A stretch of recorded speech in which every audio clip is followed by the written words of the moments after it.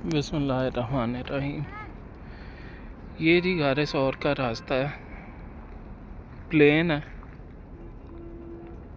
उस तरह प्लेन है, लेकिन ये कि ये चढ़ाई है, मतलब बगैर सीढ़ियों के चढ़ाई है वो ऊपर तक। वो बुज़ुर्ग जो हैं उनका भी ये मसला था, तो मुझे ख्याल आया कि वीडियो बनाए हैं हम लोग। मसला ये कि यहाँ ना खुला जूता पहन के ना आए, स्लिप होने वाला खुला जूता।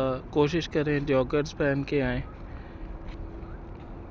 ताकि यहाँ चढ़ते हुए और उतरते हुए आपको परेशानी ना हो। ये देखें, ये अब चप्पल पहन के जा रहे हैं एक साहब, लेकिन ये कि ये इन्हें मसला हो रहा है, और वापस उतरते हुए काफ़ी ज़्यादा इशू बनता है इस चीज़ का।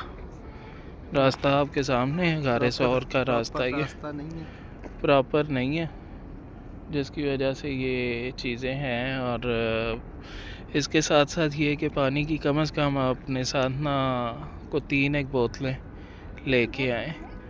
और ये 3 बोतलें आलमोस्ट मतलब 1 लीटर पानी आपके पास होना चाहिए। और तकरीबन 1.5 से पौने 2 घंटे लगते हैं ऊपर गारे सौर तक जाने के लिए।